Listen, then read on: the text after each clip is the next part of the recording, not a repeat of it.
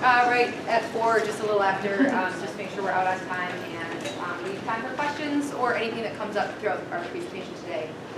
So thanks again for coming back.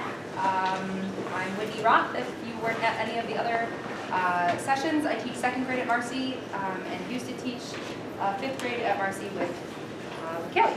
Kelly Lauer, 5th grade at Marcy. And one note on our presentation today, it was supposed to be reading conferences in small groups, but when we started to prepare for it, it was so much to cover in 1 hour. So we took out the small group portion. We're only going to talk about reading conferences today. And then the next session next month, we'll focus on small group, which we'll put read aloud a month later. So our apologies, but we just felt like there was no way to do justice to reading conferences and a small group by covering them both in an hour. However, I think if I think about this, like this portion helps me with my small groups, knowing how to manage my conferences so that they're short and they're concise and that I hit what I want to hit. And then I think this is a good preface. So hopefully that's still okay for everybody here. And then just a quick question that you can keep in the back of your mind while we're doing our little presentation today is reading conferences. Like, what are they about? So if you were to talk to somebody or tell somebody who's not a teacher what a reading conference is about or the purpose of a reading conference right now, how would you answer that question? So just something to kind of think about. Possibly your answer to this question might change by the end of the presentation. Have a little bit more of an idea of specifically what you want a reading conference to be about. I know, just as a personal example, I thought a lot of reading conferences were about books and about not just like strategies, but talking what is the book about. And my thinking changed a lot after we were in New York this summer. So that's how I would have answered this question. Think about your response and then how it might change in the next 55 minutes. Ready? Go. Yeah. So today, again, we just keep bringing this slide back just so that we can give you a point of reference as far as what is Reader's Workshop. We started by discussing the mini lessons, and so now today we are focusing on the biggest chunk of time, which is why maybe I'm finding this one so exciting and it was fun to plan for, because this is where we spend most of our time in reading, is we're only going to be looking specifically at conferences today, and then the next time we meet again, we'll talk about book club groups, guided reading strategy groups, kind of all encompassed together. So again, these are all the components of a balanced literacy block of time, and we're only focusing on the reading portion of it. Typically, to give you an idea of like this huge block of time, again, like how we talked about later, the reading workshop, generally, like in 2nd grade, it's about 60 minutes. I don't know, 5th grade, maybe a little bit longer. I can't remember. It is. I can have usually about 75 minutes. So for ours in 2nd grade, the mini lesson portion is around 7 to 10 minutes. This independent reading chunk, they're up at like 35 to 40. And then we do like a 5-minute sharing at the very end. In the 35 to 40 minutes, as far as like reading conferences go, if it's a really good day, I get to about 4 or 5 kids. And then like 2 small groups. Today, their book bins were a mess because I have been gone for a long time, so all we did today was clean out book bins and trade books, and so I didn't confer with anybody. So obviously, depending on how the day goes, you get to the different amount of kids, but I try to get at least 4 kids a day. And I would say mine is around 3 to 4. When we started our next round of book clubs, I wasn't ready to meet with any book club groups because they hadn't read anything yet, so I think I got like 8 or 9 conferences done that day, just because I didn't have book club meetings scheduled. So what we're going to cover today is just very briefly just to ground ourselves, why do we spend time doing reading conferences? Why don't we just do whole group lesson the whole time, or why don't we just hold book clubs? What's the value in reading one-on-one with a student? Talk briefly about what, in Callie's classroom and in my classroom, when we confer with kids, what do kids bring to the conference? Or if you're like me, I don't sit in one spot and have kids come, I'm going around the room, but just what do kids have to have ready that helps our conferences go? There's 2 or 3 different types of one-on-one conferences that we're going to share today. A little bit about what to talk about to keep the conferences short and focused and purposeful. What teachers can write down. We have a bunch of note-taking ideas that we'll share with you digitally and old school notebook. And what does the student leave the conference with? When the conference is over, how can we make sure that what we taught doesn't just disappear in thin air, but something that we can give the student so that whatever we taught them or whatever we discussed, they're able to apply independently the next couple times that they would. Perfect. So we're going to go, and Whitney and I both said we're not needing to move quickly through this. However, we want to leave time for questions at the end too. So we just want to just touch on a few things specifically related to research with reading conferences. And I know in our district we talked quite a bit about Patty's research. And in some of the research, Patty's, they looked specifically at reading conferences and found that he reviewed over 180,000 studies involving 20 to 30 million students and found that there were 100 factors that contributed to actual student achievement, and providing learners with feedback rates at the very top 5 to 10% of influences. And so one of the specific activities that they talk about related to research is that students that get the specific feedback can then not only grow, but then start setting goals and making goals related to the feedback, so the growth continues. So I think his research is probably one of the most profound that we found in conferences. And that, did you want to talk about personalized learning? Yeah, I think just going with our district's vision of having learning become more personalized and change your instruction to meet the needs of learners. When you are working with a child one-on-one, that's personalized learning time at its finest. It's you and the student, a one-on-one ratio. So you can truly meet them where they are, listen to that student read, and provide feedback that's tailored to their current ability, what you see that they're ready for, where they can go, providing feedback right away, so it's immediate, and then it also holds, I find it holds my students accountable. Just yesterday, I sat down for a conference with a little second grade girl who was kind of daydreaming, and we set a goal that she was going to write a post-it at the end of every book that shared what the lesson was. So what's the author trying to teach me? And so then she did that, and then I kind of circulated around to a couple of the kids, but I kept coming back to her because she kept getting distracted again.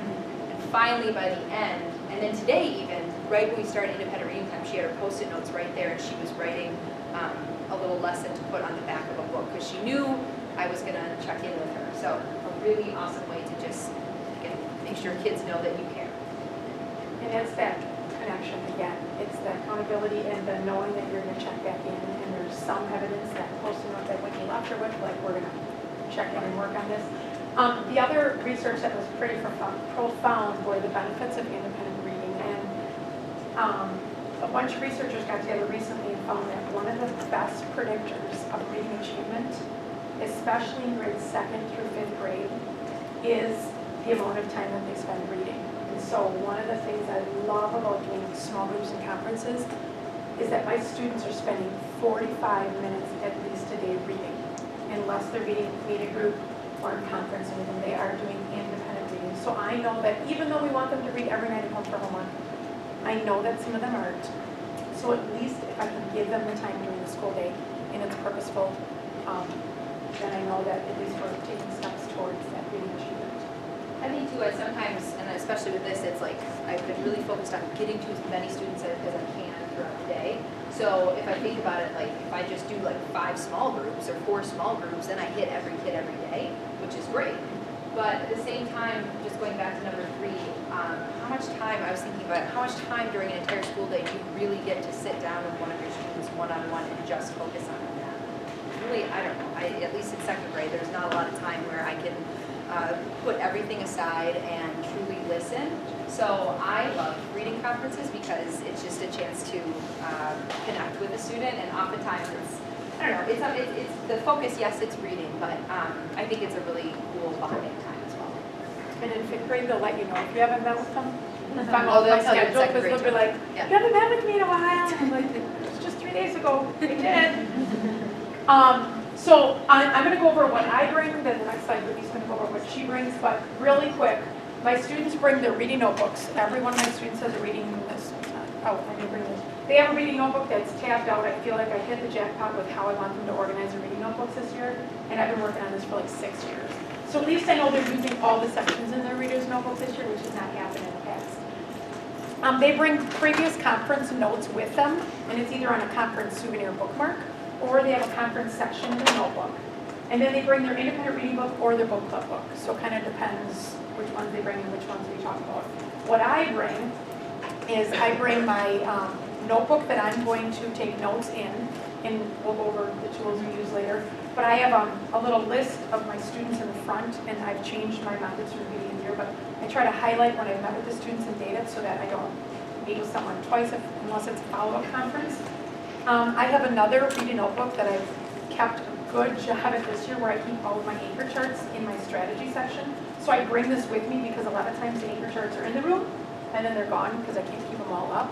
So I bring this so that I can reference specific skills that I might have taught them that I want to go back to. And then a conferring notebook, well, that's this, my conferring notebook, or sheets. And then blank post-it notes, I just shove them in my little pre-made envelope because I've gone the first 3 weeks without any post-its, and I go to sit with a kid and I'm like, shoot, I gotta get back up. So, and then I try to bring my book club book or some short text. It happens to be a picture book I used with a mini lesson, just so I have some text to relate to when we're talking about whatever they're gonna be working on. And in second grade, I'm going to go from the bottom up for my students. So first thing that I have to have that my students have ready, and it's on their desk, so it's right by them. It's easy, but I use book bins for my kids, so it doesn't get overwhelming. I just have them set limits on how many books they keep in there. So I think our limit is like 6, 2 chapter books, and then 4 picture books or something, so it's not overwhelming. So I look at their book bin and look at how many books do they have, what kind of genres, how many chapter books, are they good fits, are they good selections, so that is helpful for a conference. I give my kids little bookmarks like this, and they're just plain white, and then they color. And then I put 2 boxes, oh, there's a picture, there are 2 boxes on there, so their name is at the top, and then they have one of these bookmarks in their book bin, and they can use it for one of their books, but then when we set a goal at the end of their conference, we just stick it right on their bookmark. And when they're done with the goal, like I see that they've met that goal or they're doing a really nice job, we'll take that off, put it in a reading notebook, and then replace it with the new goal. So it's really old-fashioned, but it's the easiest way that I've found that it works. Reading log, I actually just call it a reading list, and I did this for the beginning of the year, but I'm stopping now because I just couldn't keep track of it. But I just have a place where kids would write down the name of the book that they read, the author. If they finished it, they would star it, and then every time they reread it, they would do a tally, because rereading is big in the primary grades, and then they could give the book a star rating. I didn't use these as much as I thought. I used them more in 5th grade when kids needed help finding books. I would look at the list of what they read and what they liked to help them with another book choice. But in 2nd grade, they read so many books every day because it's picture books, and they finish them that the lists were getting longer and longer, and I just couldn't keep track of them. So I'm going to try something different. And then students, I also have my kids use Post-it notes when they're reading, and just every couple pages put a thought or a question. And then during a conference, I can start by, again, looking at their book bin, looking at their goal, looking at the books they've been reading, or have them take out a book and show me some of the Post-it notes that they've left in the book. So there's 4 ways that I can initiate a conference based on what they have. I do the same thing as Callie. I bring a notebook with, it's just a plain notebook, and I just tab a couple pages, one for each kid, and I don't know, I just have found over the years if I have a form that I have to fill out during my reading conference, I'm so concerned with asking the questions on the form that I don't pay attention to the student. So I just need a blank piece of paper, and I just write down random notes, which we'll share later. But remember, your notes are for you. They're not really for anybody else. So whatever works for you, I think that helped me make it more meaningful. I also bring a copy of anchor charts. So if we're working on a certain strategy, I'll write the strategy on a Post-it note, draw a little picture, and then stick that. I forgot to bring that, but I just bring it around on a clipboard. It's just a white piece of paper, and I just have the names of some of the strategies we've been working on. So that way, when a student is reading and I'm not really sure what to talk about, I can remind myself and remind the student of what we've done in mini lessons, and then it's right there in front of us, so I know what I can give them a compliment on and what I can teach. I also keep, I blew these up a little bit on the next slide, a class list. So I just have all my students and then the days. This is not filled out because I had a baby.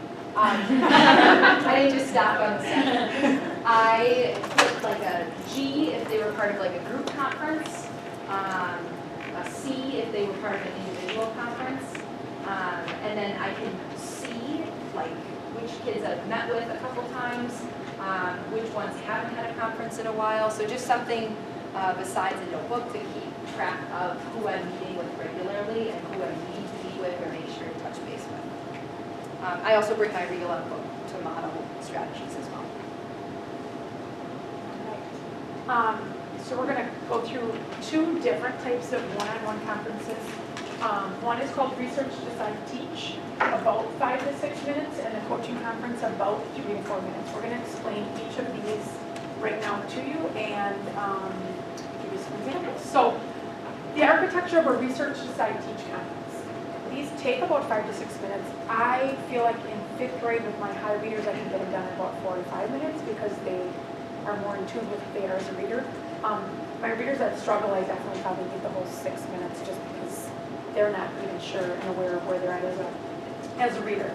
So we start with researching and we're trying to figure out what are you working on as a reader. And I have to be honest with you, this component was hard to learn. I think it was hard for us when we practiced in New York. And then when I came back, I started following some Facebook groups and I was like, what am I doing wrong? Because like they're coming and they're saying the same thing, like I'm trying to find just right books. I'm like, no, you're not. Because we've been in school 2 months now, we're beyond that lesson. That was like the first 2 weeks of school. So I found it was all in my questioning. And so your level of questioning and what you ask for your questioning when you're trying to research what your student needs more help on or where you're going to take their learning to the next level is probably the key component of this entire framework for this conference. It's the research and it's the decide, teach. A couple things that I do when I look at the research.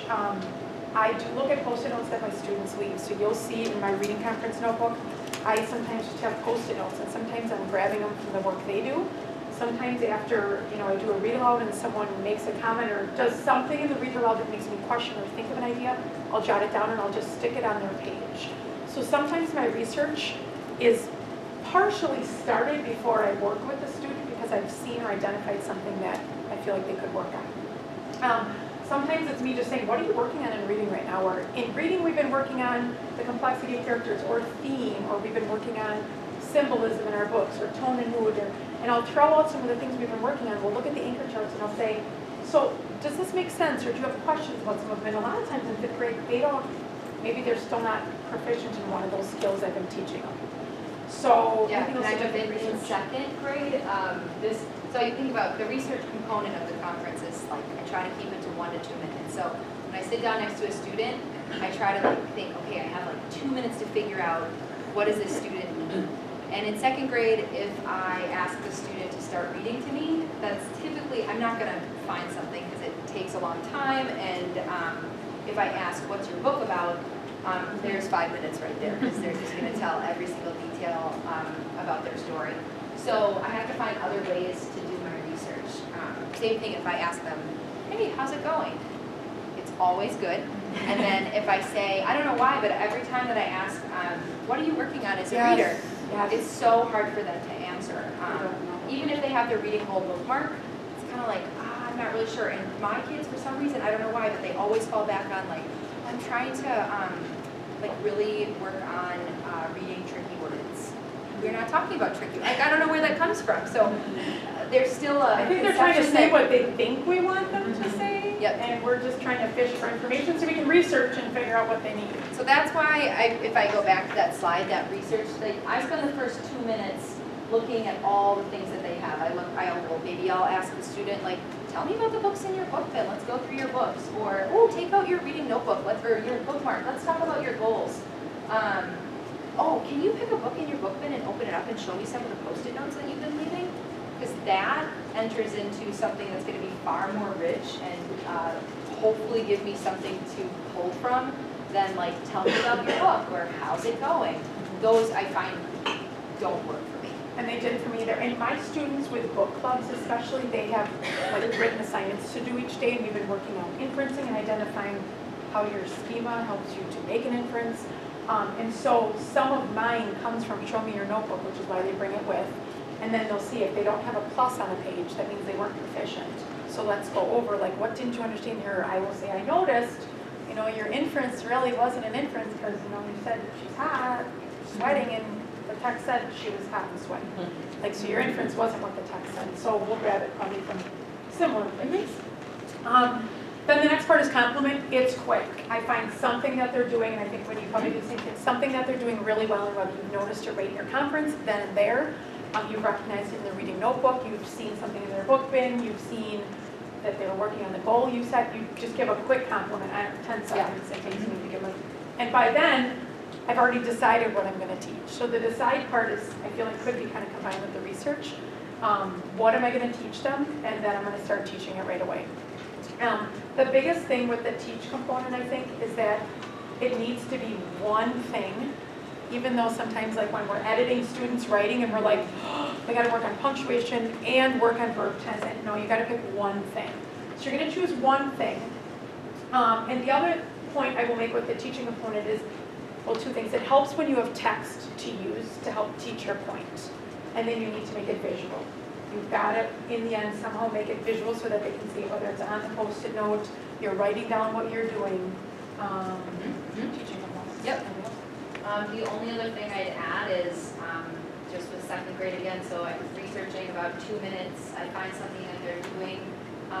In New York, when I was practicing conferences in front of the researchers that were watching us, I kept saying, for my compliment, I would say like, oh my goodness, I just love how you are taking the time to write down what your character is thinking.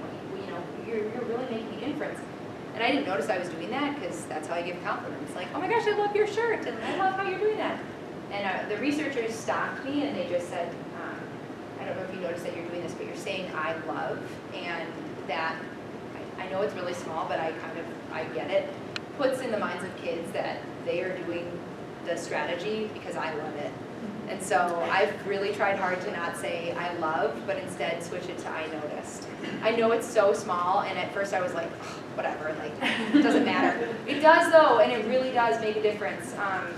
Kids are much less trying to please me if I just say, I noticed you are really chunking that word out that you find and trying to find parts that you know. And if you can't get it, you're trying to just find something that might make sense and keep reading. Wow, what a reader. And then when I get into what I'm going to teach them, this is really small too, but I just thought it was interesting. Typically, I would say, I'm noticing that you're doing that. What a reader. But, and that, like for 7-year-olds, crushing, because then it's something that they're not doing, and they're much less likely to be ready for this strategy that I'm going to teach them. If I just say, and, like, now, can I tell you something that I think that you're ready for? And they're like, yeah. Like, it's just a really weird way to pump them up. So after that compliment, I might, or after I compliment them, I might say, so, okay, so you've been doing this, and now I think you're ready for this next challenge, okay? And then I'll show them, you're trying to find parts in a word that you know, and now you're ready to try to make those parts bigger. Or like, I don't know, you're ready to start using your knowledge of the text. So if it's a book about tigers, it's probably going to be a word that has to do with tigers. You might not have to chunk it out. You might just know it in your head or something like that. Yeah, something you're ready for, and now what you're ready for versus. And that, I'm going to just, guided practice, I feel like it's probably, to me, one of the biggest differences between 5th and 2nd grade. I don't know, only because my conferences are all comprehension related, and I think you've said like a lot of yours are decoding in the beginning. So my guided practice is specifically related to a short bit of text, kind of like the mini lesson, and it's quick. And sometimes the guided practice I find right now for me comes in a follow-up conference, because some of the stuff I'm asking to do, like let's look for symbolism throughout the book since you're able to do it. I can't really do it on the spot depending on where they're at in the book. So sometimes the guided practice for me does not happen immediately in the initial conference. Sometimes I need to do a follow-up conference for the guided practice. Otherwise, it's related to short text from the mini lesson or from a read aloud, or going back in their book that it's text they've already read. We're not doing any reading aloud in the conference. So one last thing I'll add is just because that research time is so short, because I'm trying really hard to figure out what I can give a compliment on and what I can teach. That's where having Callie has her notebook and I bring that little anchor chart handout on a clipboard. Because if I have those in my mind, like, okay, we've had a mini lesson on this, and this week. I have that in my mind and I can, easy compliment would be saying, oh my goodness, like, we talked about this week how readers ask questions and I'm noticing you have so many questions on your Post-its. Wow, that's so neat that you're taking the time to do that. And then maybe they're doing that, but they're not, I don't know, stopping at the end of the book to think, what's the book teaching me? So if you bring something that reminds you of the lessons that you've taught, it can be a really easy way to discover what you want to Figure out teach. what you're, yeah. And we do have a few other ideas of how to figure out what you want to teach. We'll get to that. The second type of a conference that we were going to just reference that they taught about is very similar. In New York, they called it a coaching conference. So there's research, decide, teach, and then coaching. I think almost the same thing. In my mind, this is it's just brief. So a lot of times I might do a coaching conference with my higher kids or my lower kids if they just need a quick check-in. It's still one-on-one, but I'm not going to spend a lot of time talking.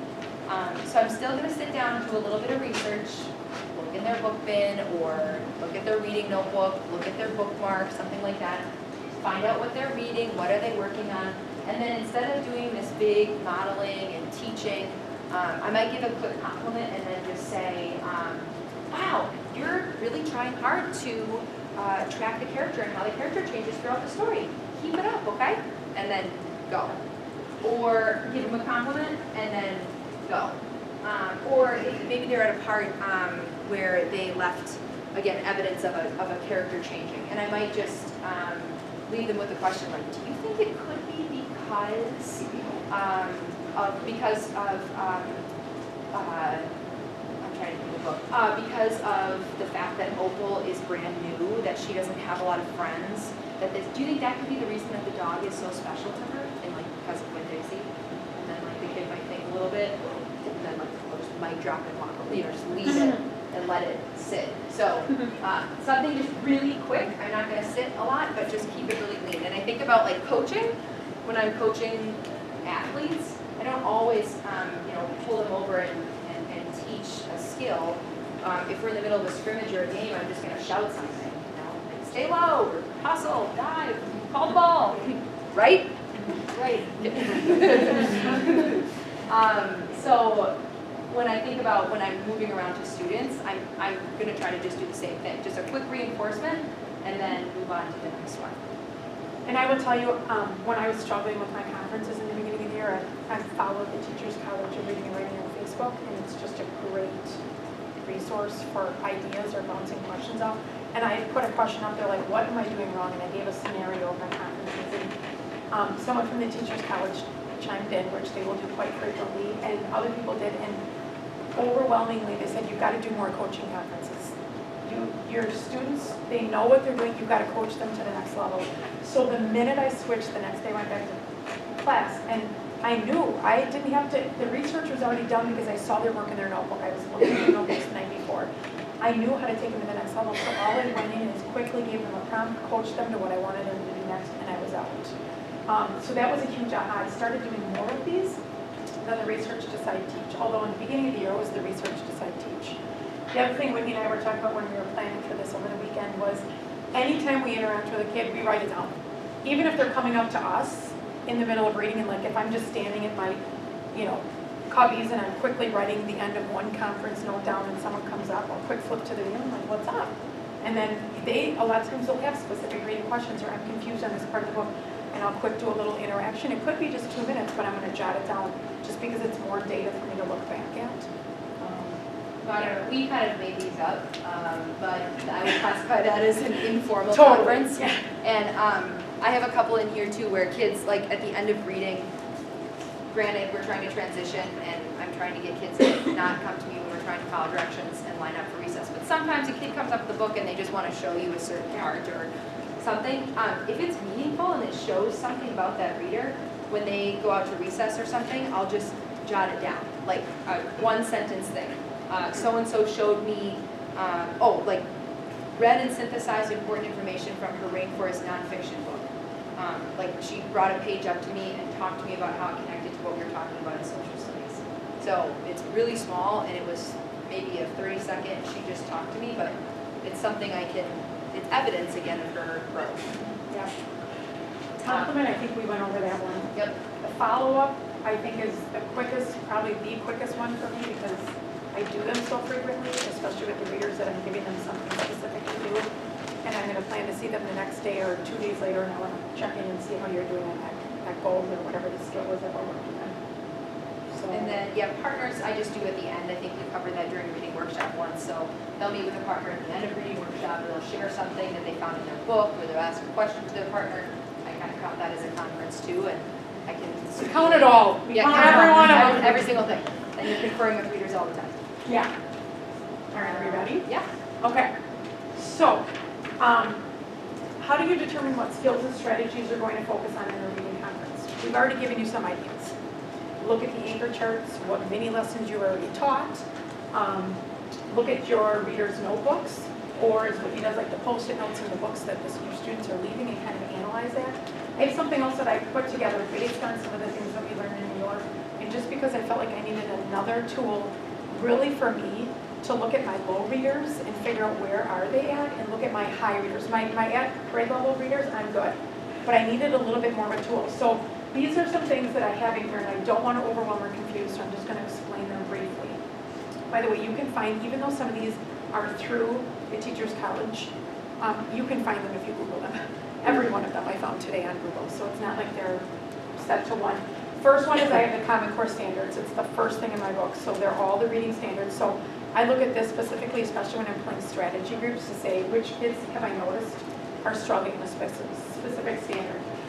There's the learning progressions. I have to be honest, these are pretty cool. Okay, it's awful. So the learning progressions come across in narrative and informative. Now what I love about them is that these go from all the way from 2nd grade to 6th grade. And it goes over narrative skills for one, and I have both in here color-coded differently, and informational, and it shows like how your learning changes from 2nd grade in that skill to 3rd grade to 4th grade. So it's really clear to say, well, this reader for analyzing complexity of characters is here, or you know, when I was teaching about theme and how you identify theme, it was so clear to see, wow, some of my readers that are at 3rd grade level, that is what they can do at a 3rd grade level. I've got to figure out how to get them to the 4th grade level to then get them to the 5th grade level. So it's not something I study all night, but it's a quick reference if I need to look at something specifically. The text difficulty band, we have Pam, Amy, Kim, like we have something, don't we, in the district too, the bands of text and complexity? Level L to end. Don't we have something on some drive somewhere? Sure. So this is similar to that, and I know it's on one of the, sorry, that was not, it's on a drive. The old drive. Thank you, I should have just said it's on the old drive. Find it and let me know. But, and this is something similar, there's talking thought prompts, so you can actually look at the specific level they're at. What are some prompts that you could just use right away in a conference?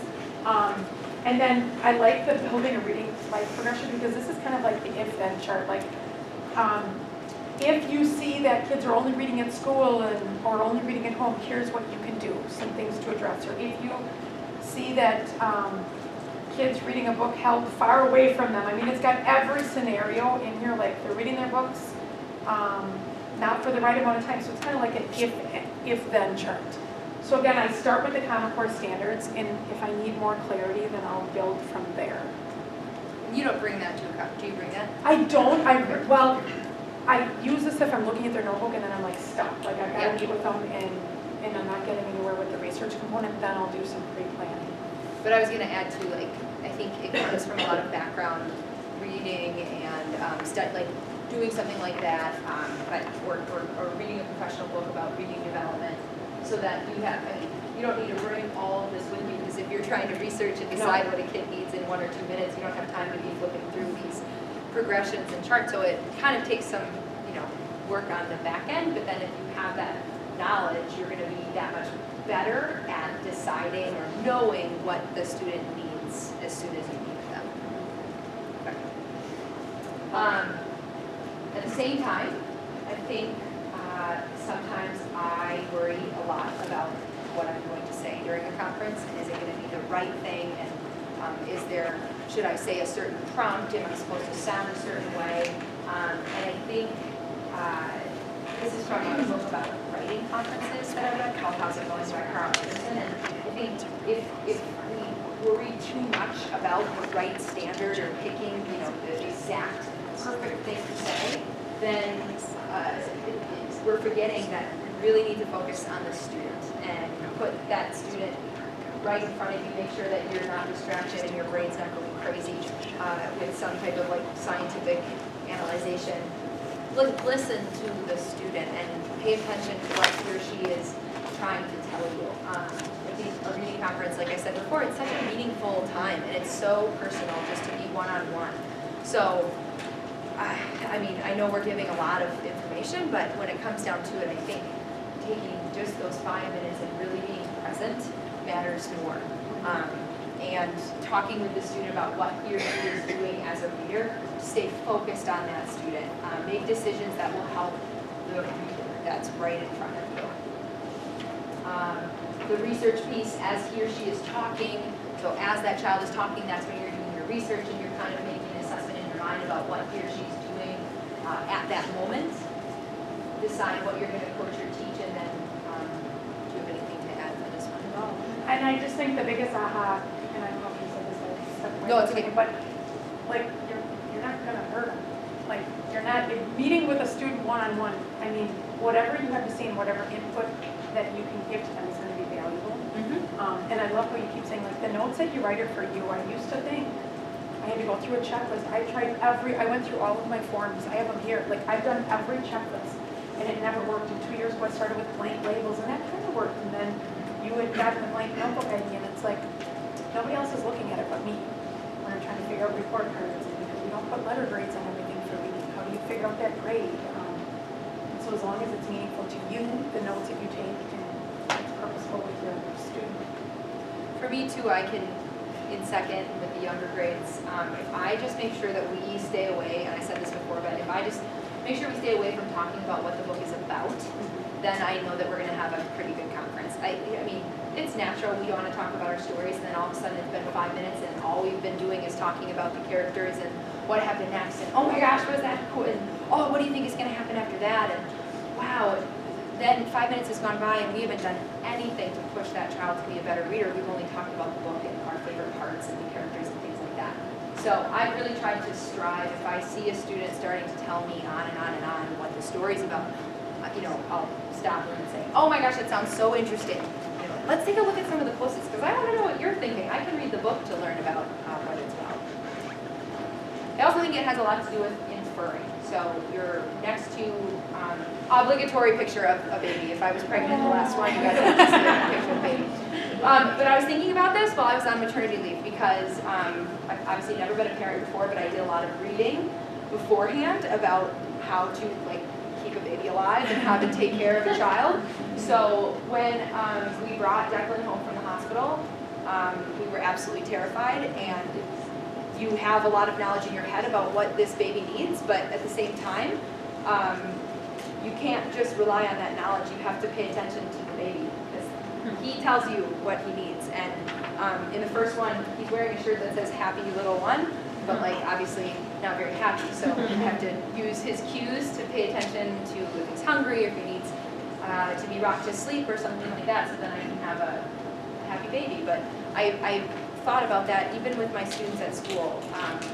I can have all the reading and the knowledge, and I can know the standards in and out, but if I don't pay attention to that student for those precious 5 minutes, I'm never going to figure out what they need. I have to watch their body language and listen to what they're saying, and try to pick up on their tone of voice and let them know that I care, all in 5 or 6 minutes. And it's really hard, but I think when it comes down to it, just make sure that you're present and that you're there. All right. I'm going to skip over this for now, and if we have time at the end, we'll show it. Otherwise, we don't usually post these. Okay. Just, if we don't get to this, I don't like how I sound on video. So we start with that. If we don't get to this and you choose to watch it, the first video on the left is my first conference with one of my students. And it's delayed in the beginning because she was reading and she wanted to finish what she was reading before we started meeting. So I just kind of sat and waited. I love that she wanted to finish where she was at.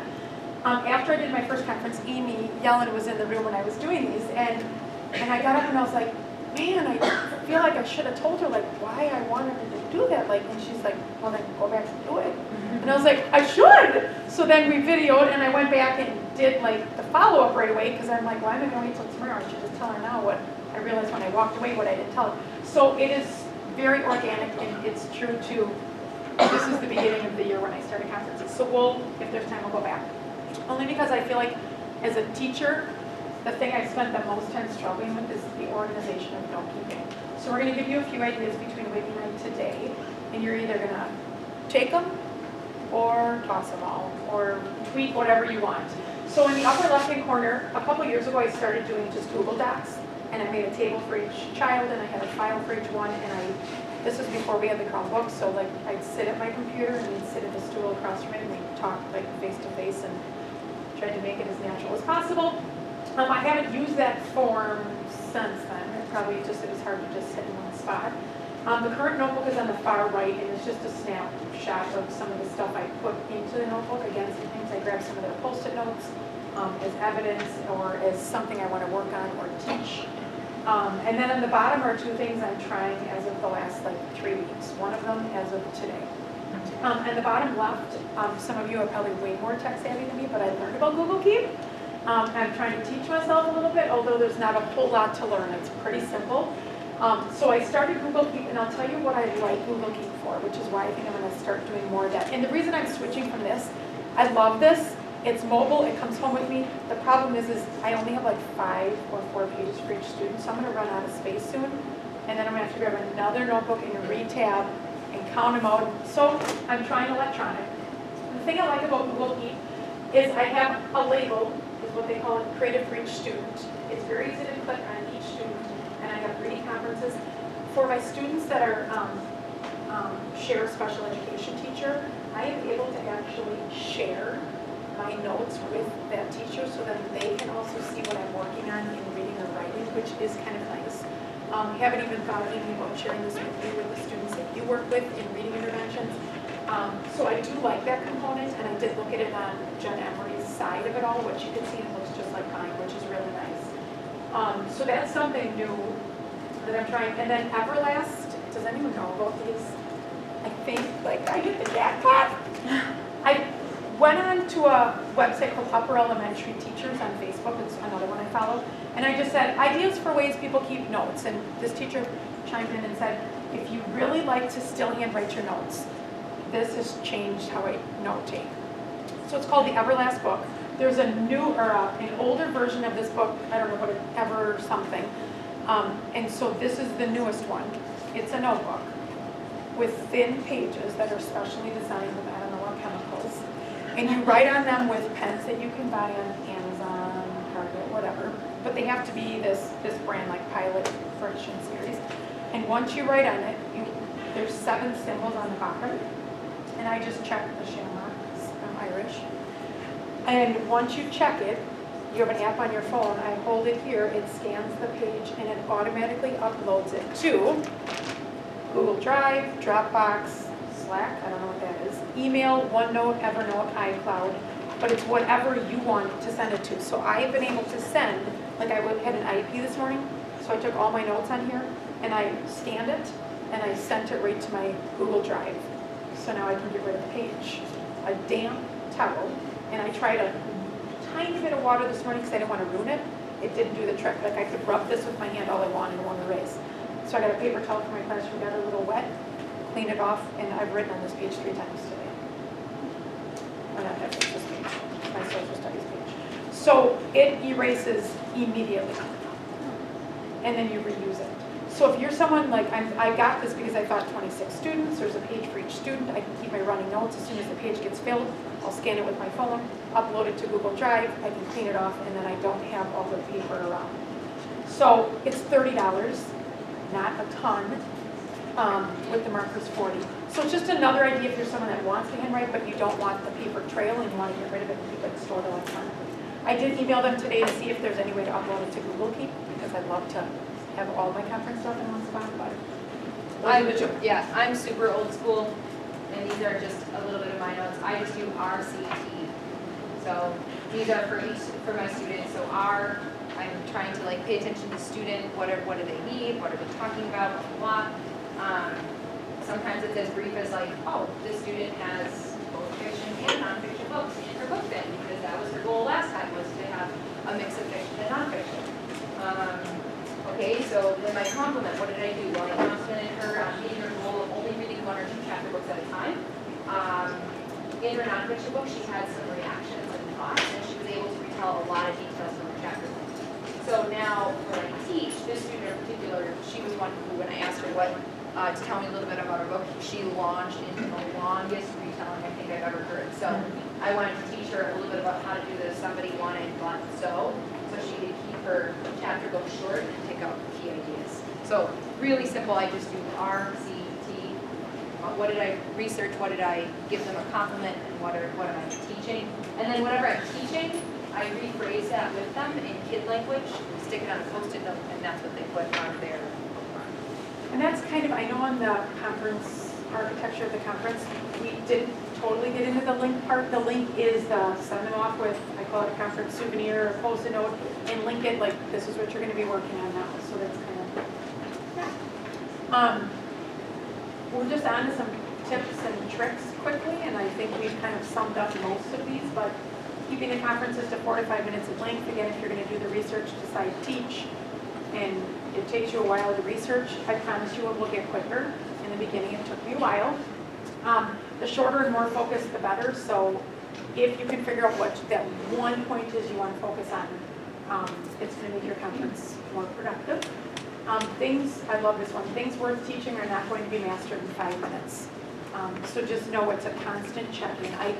Sometimes I compare it to like math boxes in everyday math, like the spiral effects, you're going to see it in lesson 1.1, you're going to see it in lesson 1.3, you're going to see it in lesson 1.5, so it's a continuous check-in.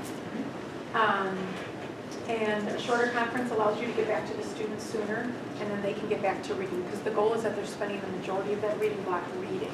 So if you're taking up the time meeting with them, then they're not getting into their books. Anything else on that? No, I think on the next one, just I try to remember if my goal of the conference is to teach something, then that's my focus the whole time. When I'm researching, and then what am I going to do, and then teaching.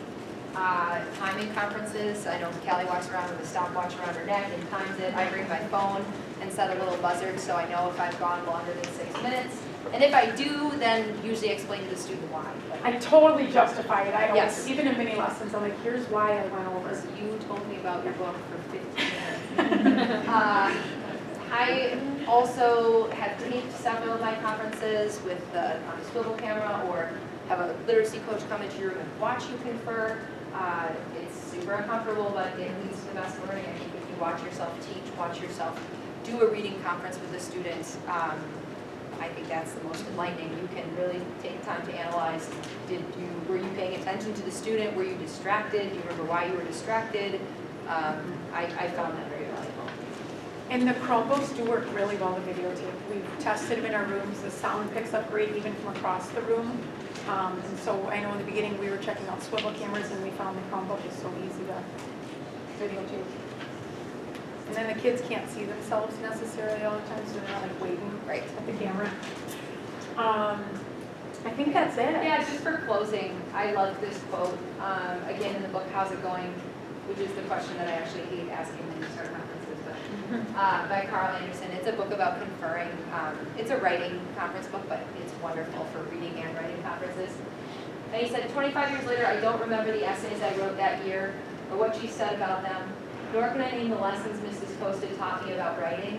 I do, however, remember the personal interest she took in me as a young writer. With a few words, Mrs. Costa changed my life. I think about when I was younger, third grade teacher or my high school teacher, I don't remember any of the notes that they wrote on my papers, or if we were doing a reading conference, I don't remember any tips or lessons, or I don't remember any of that. But I do remember my teachers. I remember the ones that cared, and I remember the ones that told me that I had something valuable on my paper, the ones that told me that I was a reader, that I was going to publish a book someday. I I mean, that's what you remember and that's what sticks with kids. So again, just another reason that one-on-one conferring is really important, and a little helpful reminder at the end of all this information of what really matters, because everybody here can do that. I think we're good. Yeah, so we've left you with an exit ticket at your table. Again, if you can fill it in and let us know any ahas you had, and if you have specific questions related to small group work, that we can kind of focus when we start planning for that one, what we'll present. Are there any questions about, did we go too quickly over something like right now that we were wondering that we can answer quickly before we? Okay. I didn't think so. Oh, let's look at Tori. You want to play?